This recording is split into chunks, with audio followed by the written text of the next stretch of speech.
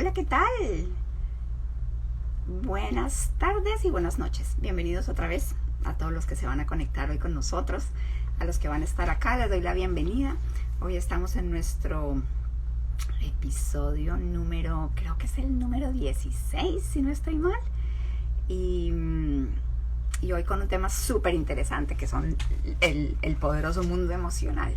Todo el mundo de nuestras emociones. Así que bienvenidas a todas las personas que van a estar hoy con nosotros y que se están conectando. Patti, te doy la bienvenida.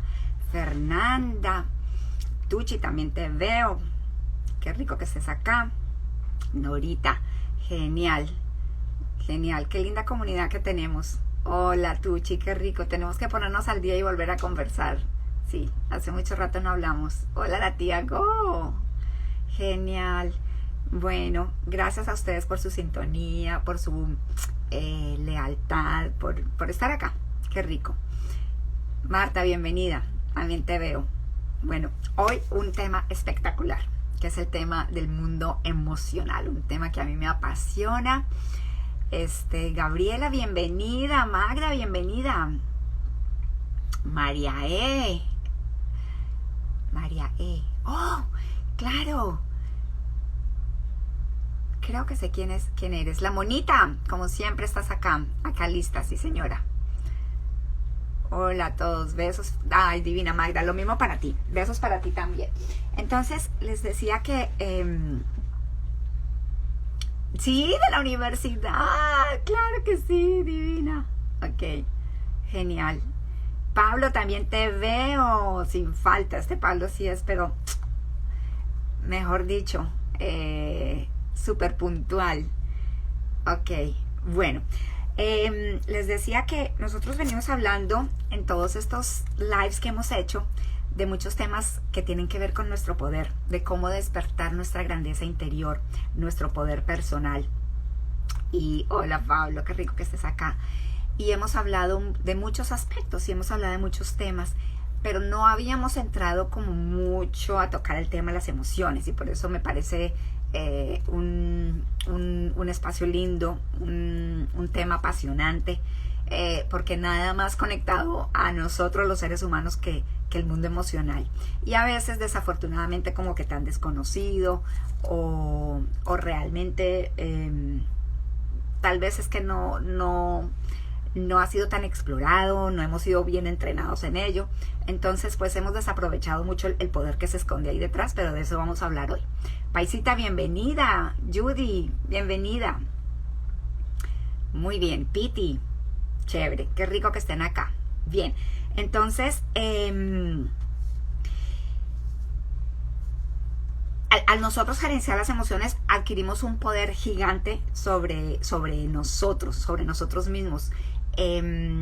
Y realmente lo que yo pienso es que hemos sido mal educados, pero no mal educados en el sentido de ser, digamos, desde la ética y eso, sino desde digamos, más bien mal entrenados en este tema. Y es que en realidad se empezó a hablar acerca de inteligencia emocional y de emociones hace, no sé, unos 40 años, así como a profundizar en el tema. Entonces, a los que tenemos un poquito más de 40, pues no crecimos con una formación en este tema. Y por eso ahora estamos aprendiendo tantas cosas. Hola Magda, bienvenida. Qué linda desde Argentina. Sí, bonita, difícil algunas veces. La paisita, tema bastante crucial. María Alicia, bienvenida. Ana María, bienvenida. Ay, mi mamá está por acá. Bienvenida, mami. Ay, qué linda. Mi papá y mamá que han aprendido a manejar esta tecnología para poder estar aquí presentes, y eso es increíble. Estoy muy orgullosa de ellos, qué lindos. Entonces les decía que este es uno de esos temas que en los que nosotros hemos sido mal entrenados o poco entrenados. Entonces hemos crecido con ideas equivocadas y con malos manejos de nuestro mundo emocional, y eso pues ha traído toda clase de situaciones y da pie a muchos problemas, no solamente de índole emocional, sino también de desempeño, cognitivos, de aprendizaje, de relaciones, mil cosas. Entonces, hay muchas veces encontramos personas que son muy inteligentes, analíticamente, en todos los, digamos, como las funciones cognitivas, pero no emocionalmente.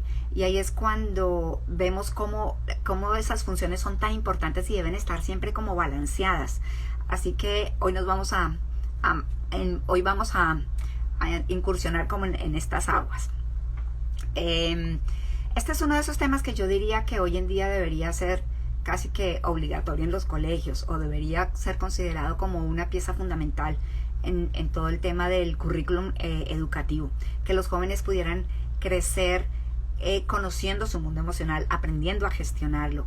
Y no me puedo imaginar cómo sería el mundo de distinto, de diferente. Es decir, en la base de tantos problemas sociales que tenemos hoy, los distintos países y pueblos, están una cantidad de problemas que vienen de acá. O sea, la manipulación, el bullying, el chantaje, el maltrato, la violencia intrafamiliar, la depresión, todas estas cantidades de problemáticas sociales tienen muchas veces sus raíces en todos estos temas emocionales mal manejados. Y qué lástima, porque realmente no es que sea tan difícil. Lo que pasa es que no sé por qué a veces seguimos pensando que ese no es un buen ejemplo, que enseñar química y física y derivadas, integrales, es más importante a que la gente aprenda a manejarse a sí mismo, a conocerse, a saber qué hacer ante momentos de rabia, qué hacer con la tristeza, cómo poder vivir una vida mucho más balanceada, con mayor bienestar y más armonía, cómo poder entablar mejores relaciones con los demás. Yo todavía a veces me cuestiono y digo, pero ¿qué nos falta para darnos cuenta? O sea, ¿qué hace falta para que empecemos a darle mucha más relevancia a estos temas que definitivamente son parte de la naturaleza humana? Y muchos de nosotros, pues, hemos estudiado durante muchos años, pero no hemos estudiado estas cosas, y por lo tanto en nuestra vida diaria nos hace mucha falta y nos genera retos, ¿sí? Bien, entonces una de las cosas lindas que me hace pensar este tema, y ya se los había comentado a ustedes, es la película de Intensamente, la película sobre las emociones, que pone a todos los personajes muy bien representados, y es el mundo emocional de una niña, cómo funciona todo acá dentro de nosotros.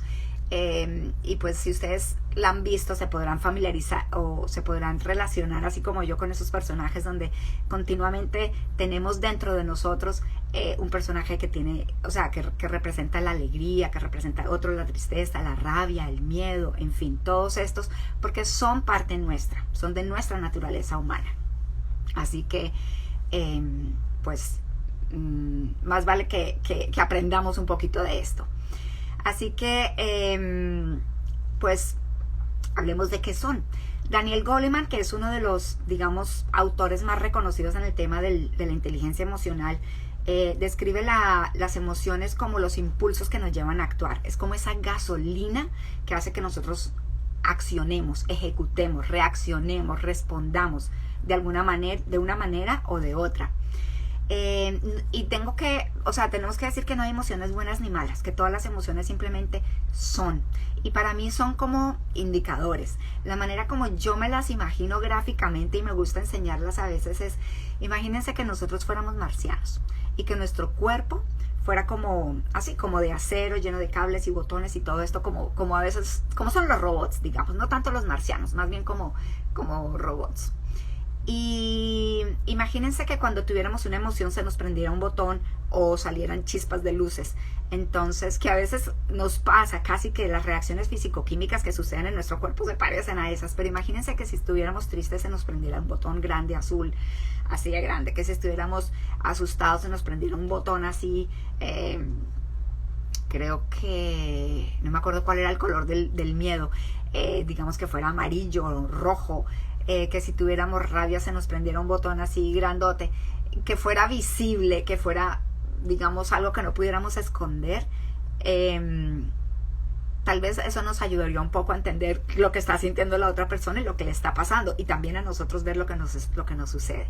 Entonces, las emociones no son buenas ni malas, no las controlamos en el sentido de que nosotros no decimos, a partir de este momento me voy a sentir triste, a partir de este momento voy a tener miedo. No, las emociones suceden como el resultado de eventos que nos pasan, es una reacción físico, química, emocional, de muchos, o sea, integra todas las dimensiones de nuestro ser, y son como reacciones a eventos que nos pasan, y todos las experimentamos, todos.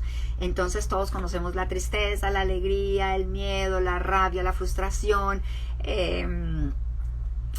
bueno, tantas, son muchas y son muy complejas. Y el bloquear las emociones acarrea una cantidad de problemas, y muchos de nosotros crecimos bloqueando emociones, algunas porque no estaba bien dejarlas ver, incluso muy común en el género masculino, o sea, no dejar salir las emociones, no mostrar nunca las emociones, era parte de nuestra socialización en algunas épocas, y uno hoy se pone a evaluar esto y dice, miércoles, o sea, claro, con razón, tanta emoción reprimida no es saludable, es todo lo contrario. Entonces, el bloquear las emociones nos puede generar enfermedad. Y pues, obviamente que, aquí voy mirando mis notas porque no quiero que nada se me olvide, son, digamos, reacciones a estímulos que nos llegan en un momento dado, y nuestro cuerpo automáticamente, nuestro cuerpo, nuestro cerebro, nuestro corazón, todo reacciona a esos eventos. Entonces, no solamente es eventos físicos que nos pasan, sino también incluso cuando nosotros nos imaginamos cosas. La imaginación de nosotros es tan poderosa que incluso pensar, por ejemplo, que, no sé, cosas que nos puedan causar mucho miedo, como que estamos en un acuario, por ejemplo, o en el mar, y nos imaginamos que hay un estanque lleno de tiburones y qué tal que yo me caiga allá. Eso me puede generar las mismas reacciones físico-químicas que si yo estuviera, digamos, físicamente caído en el estanque. Entonces, la imaginación, o imaginarme que va a venir un terremoto y que yo no voy a poder salir de, no sé, estoy en un piso 20, la imaginación nuestra puede también desencadenar todo este tipo de síntomas, de reacciones. Y ahí es donde nos damos cuenta cómo es de poderosa, porque nuestro cerebro no distingue entre la realidad y la imaginación. Entonces, todo lo que nosotros pensemos y todo lo que pase, digamos, como que por esta pantalla, es interpretado como algo que es real para nuestra mente. Así que cosas interesantes acerca de las emociones. Todos sabemos que la mayoría de recuerdos, memorias que nosotros guardamos, son de momentos que nos marcó una emoción, sea una emoción positiva, una emoción negativa, una emoción de miedo, una emoción de mucha felicidad. Casi todos los recuerdos están asociados con algo, con un evento donde hubo mucha adrenalina, donde hubo mucha, un estímulo intenso. Otro tema interesante de las emociones. Muchas veces nuestras decisiones están relacionadas con las emociones. Depende de cómo nos sentimos, tomamos decisiones. O sea, juegan un papel importantísimo allí. Cuando a veces ante eventos que nos pasan o ante situaciones, o no sé, por ejemplo, un regaño, digamos un regaño en público, ¿sí? En una reunión en la oficina me llamaron la atención en público y yo me sentí terriblemente mal y no me gustó. A veces yo no me acuerdo de las palabras que dijeron, pero me acuerdo perfecto cómo me sentí. La sensación es la que se graba, esa sensación que yo tuve físico-química de, no sé si fue rabia, tristeza, miedo, melancolía, pero esa sensación es la que yo recuerdo, es la que se nos queda grabada. Entonces son como datos interesantes. Entonces yo los veo como indicadores. Para mí son también, otra forma como yo pienso mucho en las emociones, son como el tablero del carro. Cuando nosotros estamos manejando y vemos que tenemos aquí en el tablero ciertos indicadores, uno nos marca cómo está la gasolina, el otro cómo está la velocidad, el otro cómo está, digamos, la temperatura del motor, cómo está el aceite. Todos esos son indicadores. De la misma manera las emociones nos indican cosas y nos ayudan a conocernos, porque cuando nos ocurre algo que nos ocasiona mucho estrés o miedo o tristeza o rabia, nos está indicando que algo nuestro está reaccionando a eso. Entonces ahí hay muchas cosas que ver de nosotros. ¿Qué tiene que ver eso conmigo? Es la pregunta que siempre nos deberíamos hacer. Y entre otras cosas, estamos muy acostumbrados a que cuando nos pasa algo miramos de aquí hacia afuera. Y deberíamos realmente mirar de aquí hacia adentro.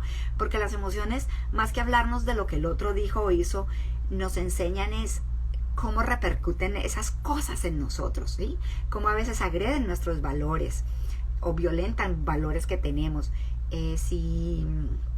No sé, si alguien dijo algo que a mí me ocasionó profunda tristeza, me llama la atención y me pregunto por qué me sentí tan triste.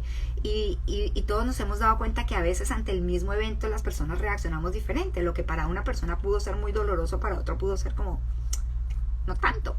Entonces tiene mucho que ver con nuestro mundo interior y realmente es una invitación más a conocernos, a mirar hacia adentro. ¿Qué me dice esa emoción?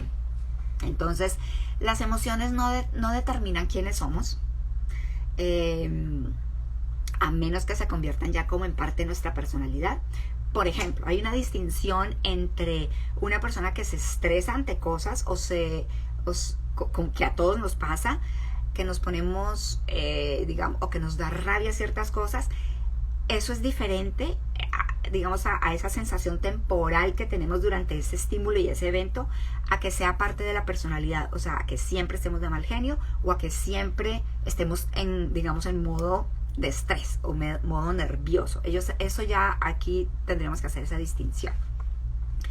Entonces, bien interesante que para hablar un poquito de por qué llegamos a este tema de la inteligencia emocional, por allá hacia 1983, un psicólogo estadounidense llamado Howard, me parece que era el nombre, Gardner, fue uno de los primeros que empezó a decir la inteligencia no solamente es cognitiva, como nosotros los psicólogos veníamos evaluando la inteligencia como el coeficiente intelectual, todo lo que era la parte del intelecto, ¿sí? La capacidad de análisis, síntesis, asociación, una cantidad de funciones intelectuales que todos tenemos.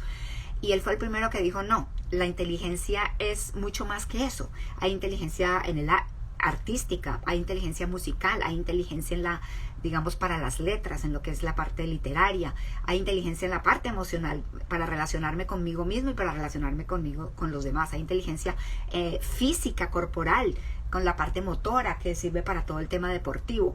Entonces, gracias a él empezamos a abrir la mente y a mirar que la inteligencia era muchísimo más allá de la capacidad meramente intelectual, y ahí es donde la inteligencia emocional empieza como a desarrollarse y luego vienen muchos autores a hablar de ella, pero básicamente es Daniel Goleman el que más ha escrito sobre el tema, el que todos conocemos más, el que sus libros se han vendido muchísimo. Y pues gracias a él y a este tema de la inteligencia emocional quitamos muchas creencias limitantes que teníamos acerca de las personas inteligentes, porque como hablábamos hace un rato, ¿de qué sirve tener en el trabajo, por ejemplo, en ambientes ejecutivos y corporativos, personas que tienen muy buena capacidad de análisis, que son muy rápidos para pensar, para retener, para la memoria, para analizar datos, si cada vez que vienen a una reunión generan roces, inconvenientes, dificultades, no se saben relacionar con los demás, no tienen asertividad para comunicarse, no tienen empatía para ponerse en los zapatos de otros? Entonces, esto pasa mucho en las corporaciones. Vemos personas que son altamente inteligentes desde la parte intelectual, pero no desde la parte emocional. En la parte emocional incluso pueden ser bastante inmaduros. Y eso hace que pierdan credibilidad, que pierdan digamos buena imagen, y que los que los miran ya empiezan a decir hay algo que no funciona bien con esta persona, y digamos que sí, es como esa buena imagen empieza a distorsionarse, porque empezamos a valorar temas como el trabajo en equipo, el liderazgo, la empatía, el inspirar a otros, a movilizar a otras personas, el desarrollar a otras personas, y todo eso tiene que ver totalmente con la inteligencia emocional. Entonces imagínense la aplicabilidad que tiene esto en ambientes de desempeño, pero no solamente ahí, en los colegios, en el tema de aprendizaje, en la gente joven. La inteligencia emocional ayuda a que yo supere los fracasos, a que yo me atreva a superar mis miedos, a que los niños y los adolescentes y los jóvenes se sientan más seguros de sí mismos, ¿sí? A que el miedo no se los coma. Entonces, y todo esto ni hablar en las relaciones matrimoniales, en las relaciones de noviazgos, en las relaciones familiares, el impacto que puede llegar a tener. Así que es un mundo emocionante y es un mundo apasionante, diría yo. Entonces, digamos que una de las definiciones de inteligencia emocional sería la capacidad que tenemos todas las personas de comprender y manejar nuestras emociones. Y por supuesto, de entender mejor a los demás y relacionarnos en formas más productivas y más eficientes con las demás personas. Imagínense el impacto que esto tiene, por ejemplo, a nivel de líderes políticos, a nivel de no sé, de las personas que toman decisiones grandes en los países, en las corporaciones, en las asociaciones, no sé, en las diferentes entidades, digamos, donde hay posiciones de alto nivel de poder de decisión, el impacto que esto puede llegar a tener. Y todos nos vemos cada ratico en las noticias, las guerras, por ejemplo. ¿Cuántas guerras se han iniciado porque 2, 3 personas o un grupo de personas se ponen a pelear por cosas que hubieran podido resolver? ¿Sí?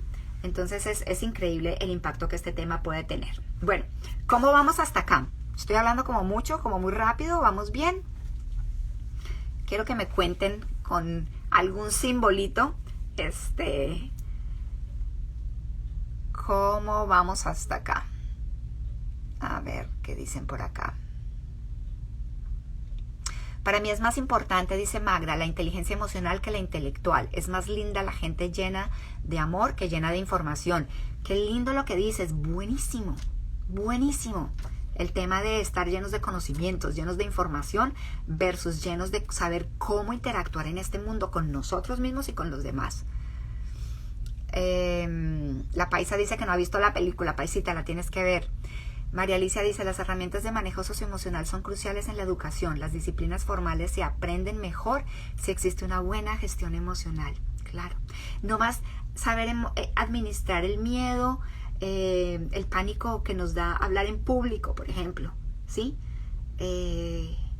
Todo eso, si lo pudiéramos aprender desde el colegio, o el miedo que muchas veces paraliza a un estudiante frente a un examen y hace que se le quede la mente en blanco. Sí, señora. Bueno. Bienvenidos a todos los que se han ido conectando, que no los vi al comienzo. Por aquí veo a María, veo a Sandra, veo a Nata, veo a Manal. Chévere, muy bien. Entonces vamos bien hasta ahora. Bien. Hablemos. Se nos prendió el botón verde, dice Pablo. Pablo, pero ¿cuál será el botón verde en tu codificación? Me vas a tener que contar porque no sé. Para mí las emociones tienen también mucho que ver con ¿y por qué lo llamé el poderoso mundo de las emociones? Porque, bueno, y se me estaba olvidando una cosa muy importante. Yo soy de las que pienso que nosotros, a mí no me gusta mucho utilizar el verbo controlar las emociones, sino gestionar las emociones. Porque como les decía, por ahí ya estaríamos entrando en cosas, ¿cómo es que se dice? A hilar muy delgado, y esa no es la intención. Pero yo no puedo controlar no tener miedo. Yo no me puedo quedar sentada aquí diciendo no va a tener miedo, no va a tener miedo, no va a tener miedo. Aunque yo sí puedo trabajar mucho el tema, pero no es tanto el control que tengo. Pero sí puedo gestionarlo. Es decir, me llegó el miedo. ¿Qué hago con el miedo? ¿Cómo lo manejo? Entonces a mí me gusta más utilizar ese verbo. Pero lo que me parece maravilloso es que si nosotros entendemos que nosotros somos los que gobernamos y vamos a aprender a manejar y a gestionar nuestras emociones, pues vamos a tener mucho más, vamos a ser mucho más digamos, vamos a estar más empoderados, vamos a asumir parte de nuestro paquete que son las emociones. Y cuando nosotros asumimos cosas que son nuestras, tomamos responsabilidad por eso, aprendemos a manejarlas, entonces ahí desarrollamos poder, ahí nos volvemos personas con mayor capacidad de poder. Casi que es como salir del victimismo, de que todo lo que me pasa es terrible, y es que la economía, y es que el coronavirus, y es que la pandemia, y le empezamos a echar la culpa a todo lo que pasa allá afuera. Y cuando nosotros hacemos eso, cuando estamos en posición de víctima, nos volvemos, perdemos todo el poder, porque es casi que todas esas circunstancias gobiernan nuestra vida y como que nos aplastan. En cambio, cuando nosotros sentimos que nosotros sí tenemos gestión de ciertas cosas en nuestro mundo, como es el manejo emocional, como es el manejo de nuestros pensamientos, creencias y de nuestra mente, nosotros recobramos poder, nosotros vemos posibilidades, vemos una gran oportunidad, y cuando asumimos, nos estamos diciendo a nosotros mismos, esta parte es mía, yo la voy a manejar y yo soy capaz. Entonces imagínense desde ahí cómo se despierta ese poder, cómo es de distinto estar en el lado de la víctima o estar en el lado de la persona que asume su humanidad, si así, digamos, si esa palabra cabe en este caso, ¿no es cierto? Entonces, somos más poderosos cuando entendemos qué nos pasa, por qué nos pasa y cómo lo vamos a gestionar, qué vamos a hacer con eso, cómo lo vamos a afrontar, ¿sí? Y además, transmitimos a las demás personas esto. Entonces es lindo porque no solamente lo usamos para nosotros, sino que nos convertimos en personas que somos ejemplo para los demás, que los demás ven como que, ok, sí se puede esto, ¿no? Y enseñamos con ese ejemplo, inspiramos a otras personas.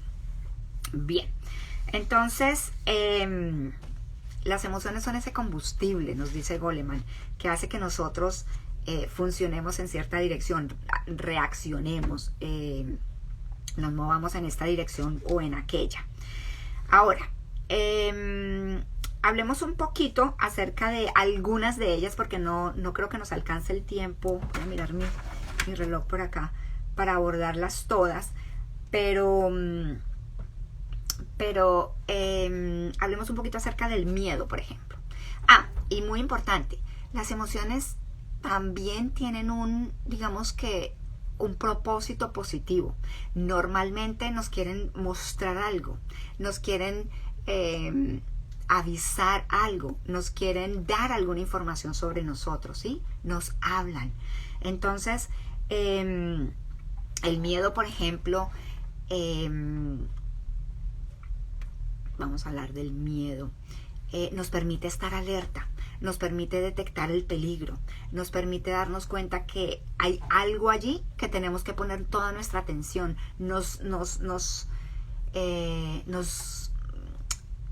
es como que nos abarca todo en ese momento y tenemos nosotros la obligación en ese evento de estar ahí presentes, no nos deja distraernos. Por ejemplo, no sé, si vamos manejando y notamos algo, un carro que de repente se nos está atravesando, o no sé, vemos que allá adelante dos carros casi que se van a chocar, y eso es una alarma, eso es una alerta, y hace que nosotros, por ejemplo, reaccionemos y frenemos, bajemos la velocidad. Entonces, ese miedito que sentimos en ese momento nos hace funcionar a nosotros, nos hace responder. ¿Cuál es el problema? El problema es cuando el miedo se convierte en un patrón, cuando el miedo sucede todo el tiempo, cuando empezamos a vivir en modo miedo, cuando nosotros no lo logramos gestionar. Y entonces es como si el miedo fuera, digamos, imaginémonos una nube o una nube, una cosa que nos envuelve. Entonces nosotros no tenemos miedo, el miedo nos tiene a nosotros. Ahí es cuando se vuelve, pues ya es un trastorno, ya es un problema, ya es un tema que necesitamos trabajar. Se desborda ese miedo. Entonces nos sobrepasa, no somos capaces de pensar, el miedo puede llegar a paralizarnos. Cuando el miedo se convierte en nuestro más grande obstáculo, dice Magda, sí, así es. Para muchas personas eso llega a suceder. Pero todos sentimos miedo y es parte de nuestra vida. Entonces, digamos que yo no sé si todos recuerdan que nosotros tenemos, los seres humanos tenemos en nuestro cerebro 3 partes fundamentales, que son el cerebro más básico, instintivo, que es el mismo, pues el más arcaico, que es el que compartimos con los animales, que es la parte reptiliana. Luego tenemos el límbico, que es el de las emociones, el de las sensaciones. Y luego tenemos la corteza cerebral. Esa corteza cerebral que tenemos solo los humanos es la que nos permite pensar cómo vamos a reaccionar, tomar una decisión antes de la acción. Es ese espacio que hay entre el evento, el estímulo y la respuesta. Los animales no lo tienen, los animales no piensan cómo voy a reaccionar, por eso los animales siempre están en modo instintivo, sus reacciones son instintivas. Y nosotros tenemos esa posibilidad de elegir la respuesta, pero obviamente tenemos que trabajar esto, porque desafortunadamente hay muchas personas que no lo desarrollan y reaccionan siempre desde ese punto básico que es el instintivo, desde ese cerebro reptiliano. Entonces, si nosotros lográramos, por ejemplo, tomar una pausa de unos segundos y pensar qué me está pasando y cómo quiero reaccionar, podríamos manejar esas respuestas de una manera mucho más asertivas. Pero muchas veces no aprendemos eso, no estamos entrenados en eso. Entonces, esa es una de las, digamos, armas más poderosas que tenemos nosotros, a diferencia de los animalitos. Por eso es que cuando las personas no piensan, sino que solo reaccionan, por ejemplo, ante la rabia, agreden, ¿qué es lo que hace un niño chiquito? O sea, un niño chiquito le da, un niño que todavía no ha desarrollado su mundo emocional, le da rabia y hace pataleta, ¿verdad? Un niño de 2 años, incluso se tira al piso y patalea. Pues los adultos que no aprenden hacer un buen manejo emocional hacen pataletas todo el tiempo, no se tiran al piso, pero ¿cuántas veces los vemos nosotros acusando, juzgando, maltratando, abusando, manipulando, actuando como víctimas, echándole la culpa a todo lo que pasa allá afuera? Es que mi jefe, es que mi trabajo, es que el tráfico, es que esta ciudad, es que el presidente. Esos son pataletas que hacemos los adultos. Equivalen a las pataletas de los niños. Perdón un segundo que estoy hablando mucho. Necesitamos un poquito de agua. Y aquí dice María Alicia, a veces reaccionamos en piloto automático y no conocemos ni manejamos las emociones. Exactamente, María Alicia. Qué buen aporte. Vivir en piloto automático es que no pensamos, no paramos un momento a decir, pero un momentico, ¿qué es lo que me está pasando? ¿Por qué me está pasando? ¿Y qué hago frente a esto? Es no tomar conciencia, es estar en ese digamos, parado desde esa perspectiva muy instintiva, muy animal, estímulo-respuesta, ¿sí? O sea, a cualquier animal que lo asusten, ataca. Y las personas muy agresivas a veces se me parecen a mí como a estos patrones de respuesta, ¿sí? O sea, le dices algo y ¡puf!, reaccionan con grosería, alzando la voz, o con agresión verbal, o a veces física. Es casi como lo que pasa en ese mismo patrón que viene de ese mundo tan animal. Entonces, el miedo está muy relacionado con visiones pesimistas, con una gran necesidad de controlar, y las personas que digamos que suelen vivir con mucho miedo, pues les cuesta trabajo ver oportunidades, ver posibilidades. Entonces, dice María Alicia, hay que analizar el intervalo entre estímulo y respuesta. Exactamente. O sea, cuando alguien me dice algo que a mí me produce una profunda furia, yo puedo parar un momento, respirar, incluso pararme, ir a dar una vuelta y pensar que quiero responder. Yo puedo hacer eso si yo quiero. Es posible. Nosotros los seres humanos tenemos esa capacidad, ese poder. Pero si no me entreno, entonces lo único que voy a saber hacer es contestar lo primero que se me viene. Y ahí es donde está mi conducta súper instintiva. Entonces, bueno. Y las personas que viven en modo miedo, cuando ya se desborda esto, y son personas absolutamente nerviosas, que tienen mucho estrés, que caen incluso en temas de ansiedad, pues generan ese ambiente a su alrededor.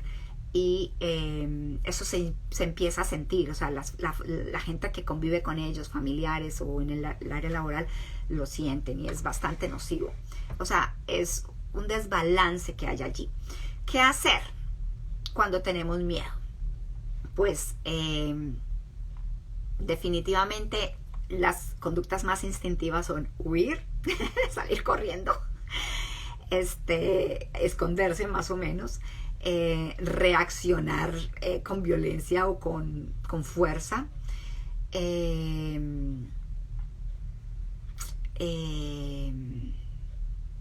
sí, la evasión, la huida o el ataque, digamos que son como las más conocidas, las más típicas. Pero nosotros también podríamos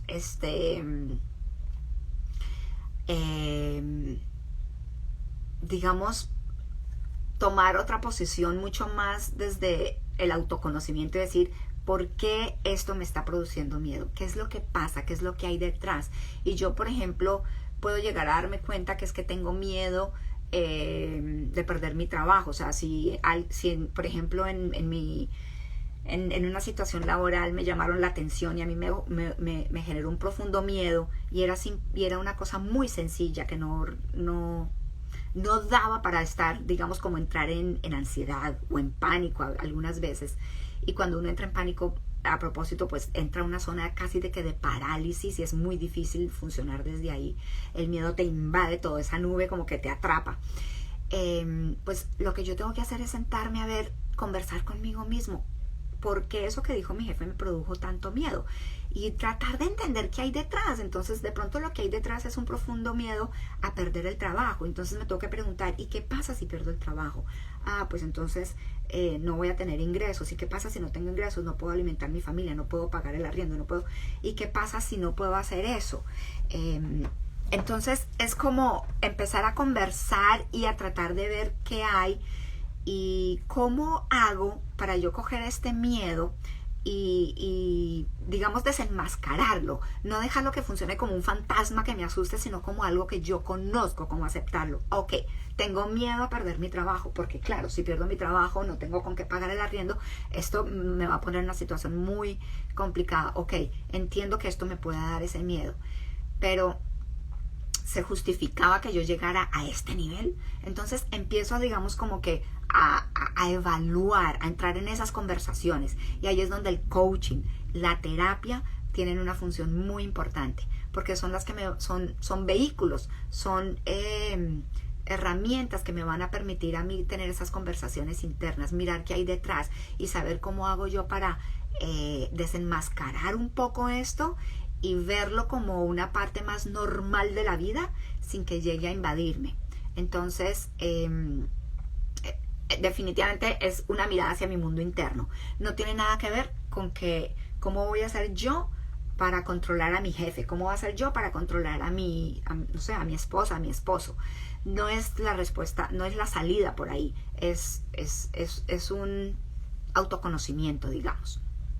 Entonces, cuando yo desenmascaro los miedos, cuando yo digo, ya sé lo que me da miedo, lo que me está dando miedo es, perder el control en este proyecto, o no tener la suficiente inteligencia para que me promuevan, o la suficiente, oportunidad para que me promuevan en el trabajo. Cuando yo veo y cuando yo sé de qué se trata, cuando yo lo desenmascaro, ahí como que el miedo pierde poder y yo lo puedo ver más como de igual a igual y puedo empezar a trabajarlo, ¿sí? Entonces ahí es donde la ayuda es importante y necesaria. Vamos a tener que avanzar porque hay todavía muchos otros temas. Entonces, verlo, reconocerlo, darle su justa medida, no permitir que nosotros lo aumentemos, porque a veces una cosa pequeñita nosotros nos encargamos de dramatizarla o de convertirlo que casi en un monstruo que nos asusta. Entonces, darle la justa proporción. Eso es parte, digamos, de lo que está en nuestras manos hacer. Hablemos un poquito de otro, la tristeza. La tristeza realmente tiene una función. Acuérdense que todas las emociones tienen una función positiva. La tristeza nos ayuda a procesar duelos, a procesar separaciones, a procesar pérdidas, porque duele, porque eso es difícil para cualquier ser humano. Entonces, los cambios a veces nos producen mucha emoción, pero a veces nos producen miedo y a veces nos producen tristeza, porque un cambio puede significar que yo pierda, no sé, si me cambiaron, me cambio de, no sé, de ciudad, por ejemplo, pues voy a dejar las personas con las que convivía todos los días y eso produce tristeza. La tristeza nos ayuda a procesar esos duelos, esos desprendimientos, esos soltares que a veces tenemos que hacer. Nos ayuda a darnos cuenta a veces que tenemos que descansar y a veces la tristeza nos hace como quedarnos quietos, como reposar y descansar y recuperar un poco de energía. Y nos recuerda que somos vulnerables, o sea, nos recuerda nuestra humanidad, que no tenemos que jugar a ser ni Superman ni la Mujer Maravilla, sino que es perfectamente humano sentir tristeza. Y aquí viene pues el tema, obviamente que tanto hombres como no tiene nada que ver con el género, si somos hombres o mujeres. El llanto y el llorar es algo que es terapéutico, es algo que nos ayuda, porque las lágrimas nos ayudan, el llanto nos ayuda a sacar la tristeza, y entre otras cosas, las emociones es algo que nosotros debemos, lo vamos a ver ahorita más adelante en el resumen final, procesar, digamos, reconocer, aceptar y procesar. Y para procesar la tristeza nos debemos dar permiso de llorar, nos debemos dar permiso de sentir triste. Entonces, eso que a veces hacemos y que a mí muchas veces me decía la gente, no, pero no es para tanto, no te pongas triste, no llores, no, mira que esto todo se va a mejorar. Eso realmente, yo hoy me cuestiono y digo, eso no sirve para nada. O sea, yo me siento mejor cuando estoy triste y alguien me dice, veo que estás triste, ¿qué te pasó? O ¿qué te tiene triste? Entonces, o de pronto ni siquiera puedo hablar, pero ¿quieres llorar? Yo te acompaño. Pues aquí, ven y nos tomamos un cafecito, o te traigo un vasito con agua, porque sé que, o veo que estás triste, yo te acompaño en este momento. O sea, es dejar al otro pasar por su tristeza, pero no es hacerle un cuestionario en ese momento, no es ponerlo a razonar en ese momento. Y eso pasa mucho con los hijos. Ante los, digamos, frustraciones, les va mal en el colegio, un examen, no sé, en el trabajo también nos salió algo mal, teníamos una presentación en la oficina y se nos olvidó la mitad de la presentación, se nos quedó la mente en blanco o se nos fue la batería del computador, qué sé yo, tantas cosas nos pasan y nos producen a veces, unas veces rabia, otras veces tristeza. Está bien estar tristes, permitámonos que esa tristeza salga, porque saben que cuando nosotros no liberamos las emociones, cuando no las dejamos salir, ellas se quedan en nuestro sistema. Y nosotros todo es un sistema integrado, emociones, mente, corazón, órganos, sistema respiratorio, circulatorio, todo.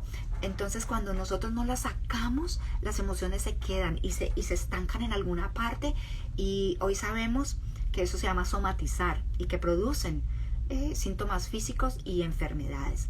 Entonces decirle algo, tratar de evitar que alguien se sienta triste, no es que ayude mucho. Ahora, es distinto una persona que permanece en tristeza y depresión. Eso ya tiene un abordaje, necesita un abordaje terapéutico, porque ya eso es un trastorno, ya eso se sale, digamos, de la tristeza normal, ¿cierto?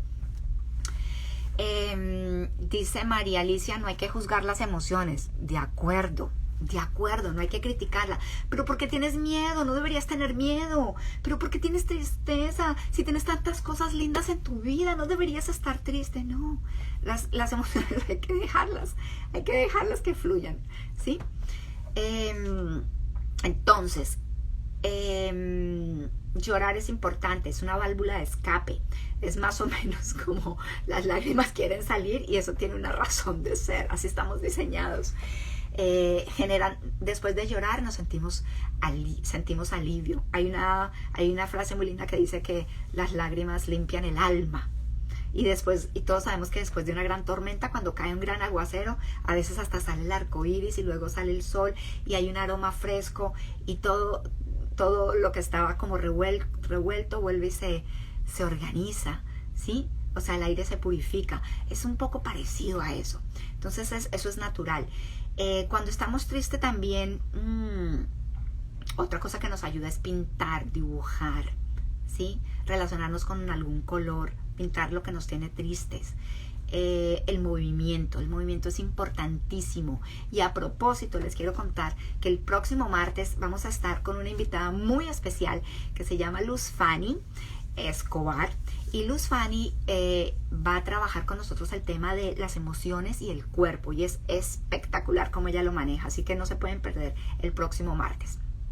De una vez, invitación. Entonces el movimiento en el cuerpo, bailar, hacer ejercicio, caminar, trotar, todo eso nos ayuda a procesar las emociones. Para la tristeza también. Ver un atardecer, ver un amanecer, conectarse con la naturaleza. Es importantísimo porque todo eso llena nuestra alma. Buscar lo bueno de lo malo. Eso parece como raro, pero es posible. Es decir, bueno, me pasaron todas estas cosas, me sentí súper triste, no sé qué, pero ¿qué aprendí? ¿Para qué me sirvió? Porque acuérdense que tiene un propósito y hay un aprendizaje. Recojamos algo positivo de ese aprendizaje, ¿sí? Por ejemplo, si fue que se me descargó el celular, el computador, bueno, entonces ya sé que tengo que anotar cuando tengo una reunión que voy a llevar el cable, qué sé yo. Aprendizajes sencillos. Y lo otro es contactar con el antídoto. El antídoto de la tristeza es un hobby, es algo que nos haga sentir contentos, felices, algo que tenga que ver con alegría. Es conectar con personas que nos hacen sentir en paz, que nos hacen sentir como rico, como bien. Entonces también eso es bien importante para procesarla. Bien,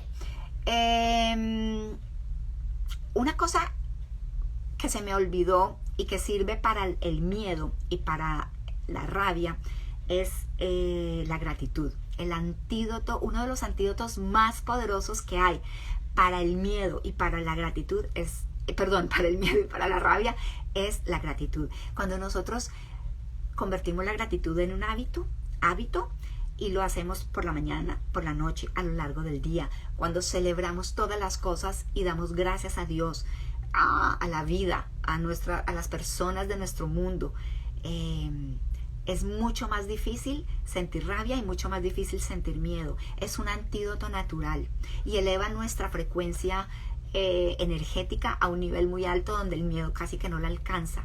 Entonces eso es importantísimo. Nos dice también la monita, escribir las emociones ayuda mucho. Buenísimo, sí señora, escribir. ¿Por qué? ¿Qué haces cuando escribes? Lo pones en un lápiz o en un cuaderno, lo estás sacando de ti. Y eso te ayuda muchísimo a que esté allá afuera y se vaya, no se quede acá adentro. Reprimir es lo más negativo, lo más nocivo que podemos hacer. Escuchar música alegre que te llene de felicidad. Escuchar tu música favorita. Buenísimo. Sí. Muy chévere esa recomendación. Ahora, la rabia. Déjenme mirar un momentico. Uy, el tiempo pasa volando. La rabia es una de las emociones que más hay que dejar salir, pero hay que saber cómo dejarla salir. Porque es que si todos hacemos lo que hacen las personas violentas y agresivas que vemos en los noticieros cada día, pues nos viviríamos matando los unos a los otros. Y cada vez que a mí me da rabia, yo cojo y agredo a los demás, imagínense dónde estaríamos. Entonces la rabia es, digamos que uno de esas emociones que más es importante, donde digamos aprender a gestionar, a saber qué hago, cómo reacciono, qué es lo que me hace dar tanta rabia, cómo trabajo eso que me hace dar tanta rabia. Entonces hay que dejarla salir y ojalá en bruto, pero no significa contra las personas, sino por ejemplo pegarle a un cojín, salir de la casa y caminar, tener, no sé, un coso de harina y darle puños. Eso me ayuda. Trotar. Si algo me dio mucha rabia, voy, me pongo mi ropa deportiva, si en ese momento estoy en la casa y puedo, y salgo a caminar, salgo a trotar. Es una manera de desfogar esa energía, de sacarla. Si no puedo y estoy, no sé, en el trabajo, puedo coger y hacer rayones en un cuaderno, eso me ayuda. O escribir. Otra cosa que ayuda mucho es, si estoy en una situación en la que no puedo hacer lo que me gusta hacer para descargar mi rabia, puedo ir al baño y abro la llave y me lavo las manos. El agua es maravillosa. El agua nos ayuda a procesar esas emociones. Y eso es algo que me enseñaron a mí en algunas de las empresas donde trabajaba y me pareció interesante y lo puse en práctica y realmente sí me ayudaba, porque a veces no tenemos escapatoria, o sea, en ese momento no podemos hacer muchas cosas, estamos en una reunión y tenemos que volver, pues al menos vete 5 minutos, 2, 3 minutos al baño, lloras un poquito, o pues si es que hay lágrimas, o si no, te lavas las manos, te lavas la cara. Agua ayuda muchísimo a procesar, pero tan pronto salgas de esa reunión y puedas, escribe, conversa con alguien, cuéntale cómo te sentiste, camina, haz todas esas cosas. Si puedes, si tienes un espacio abierto y puedes salir y puedes pegar un grito, ayuda muchísimo. Pero saca la rabia, no la dejes adentro y nunca la descargues con los demás, porque es basura que le estás tirando al otro. Son como piedras. Y las palabras que nosotros decimos, acuérdense que el lenguaje es poderoso. El lenguaje, las palabras pueden ser una flor que acaricia o un cuchillo que causa una herida. Entonces, cuando tenemos rabia, tenemos que tener, digamos, como ese entrenamiento y esa prudencia para no descargarla sobre el otro, ¿vale? Tomar aire, sostener y soltar. Sí, Chelo, qué bueno lo que dices. ¡Wow! Buenísimo, la respiración, poderosísimo. Y de eso vamos a hablar mucho el próximo martes. La respiración. Me inventé un verbo. Piedras que golpean, dice Judy. Así es. Entonces, ¿cuál es la forma más adaptativa de expresar la rabia? Poderla expresar con palabras sin herir. Es decir, poderle decir a otra persona, eso que tú dijiste o eso que tú hiciste a mí me generó mucha rabia y me sentí tremendamente mal, pero me di cuenta que es porque a mí me molesta tal cosa o a mí me pasa esto y te pido disculpas si reaccioné, si alcé la voz, si me ofusqué, si dije unas palabras que no he debido decir. O sea, pedir disculpas ayuda mucho a aliviar, pero normalmente ese perdón viene un momento después, cuando yo lo he procesado, ¿verdad? Entonces, pero es la manera más adaptativa, es poder respirar, contar hasta 3, mirar cómo voy a responder y luego decir, ¿sabes qué? Eso a mí me produce una profunda rabia, pero no decirlo con rabia, sino poderlo decir de esta manera. Eso es, digamos que, todo un reto para nosotros, pero es posible. Dice Pablo, cuida las palabras que salen de tu boca porque nunca regresan a ella. Así es, las palabras no regresan, lo que dijiste ya quedó dicho. Muy bien. Entonces,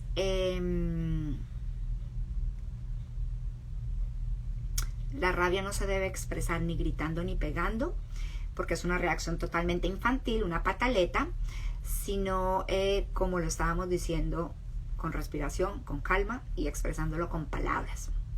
Ahora, yo no espero que el otro resuelva mi tema. Yo me hago cargo. Sé que la rabia es mía y la tengo que entender. ¿Por qué me molesta tanto?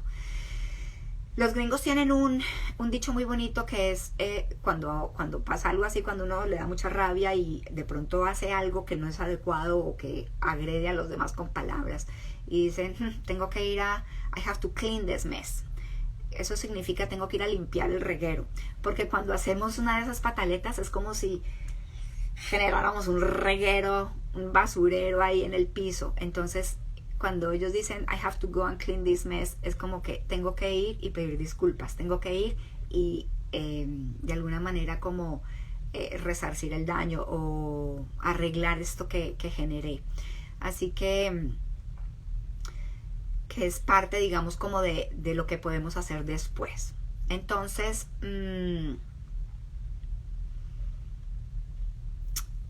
ya dijimos hacer ejercicio, escuchar música, escribir, meditar.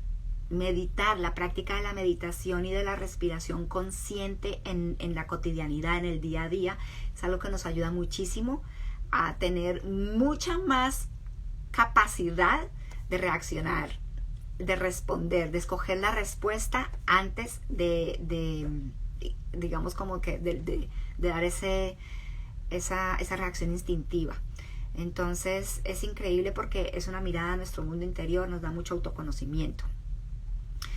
Bien, cuando te pones furioso y no lo sacas y no lo dices y te lo comes y te lo reprimes, es muy posible que te dé dolor de cabeza, dolor de estómago, alguna incomodidad. El cuerpo te trata de sacarlo por algún lado, porque esa rabia acá adentro es como algo circulando que no debe estar ahí, ¿sí?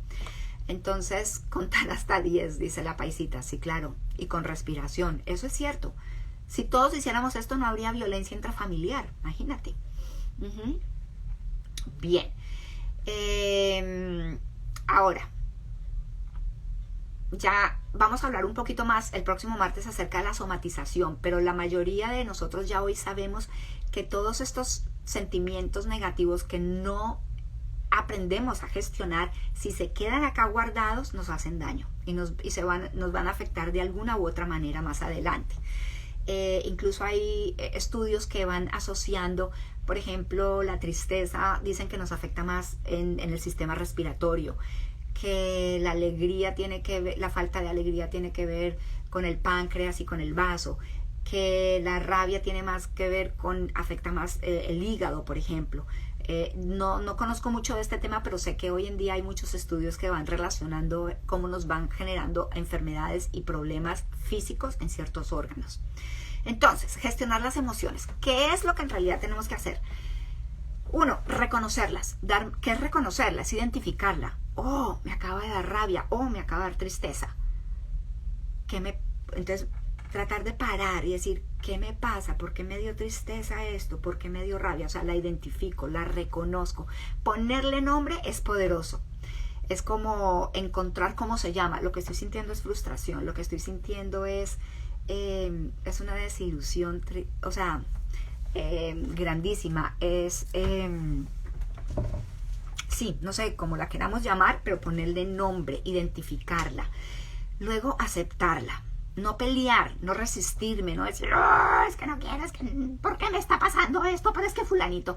¿Cuántas veces nos pasa algo y nos enfocamos en el evento y nos pasamos un buen rato o días diciendo, y es que fíjate lo que me dijo, y figúrate cómo me lo dijo, y entonces es el colmo, y cómo te parece, y volvemos a hablar con la persona 2 días después y vuelve, nos relata el mismo cuento y nos está hablando del otro. Pero ¿qué tan distinto es dejar de hacer eso y mirar más hacia adentro? ¿Qué me pasa? O sea, ¿qué me sucede que me da tanto miedo? ¿Qué me pasa? ¿Qué me quiere decir esta rabia, este malestar que estoy sintiendo? Entonces es más una mirada hacia mí mismo. Entonces reconocerlas, identificarlas, aceptarlas y transitarlas. Si tengo tristeza, pues no pelear, no decir, no me puedo poner triste, no me puedo poner triste, o tú no te puedes poner triste. No, o sea, transitarla, pasar por ahí y ya. Y luego, se nos está empezando a acabar el tiempo. Y luego, así es como la voy a poder procesar y la voy a sacar de mí. Y por supuesto está la pregunta final del millón. ¿Qué aprendo con esto? ¿Qué me dice de mí? ¿Qué me doy cuenta?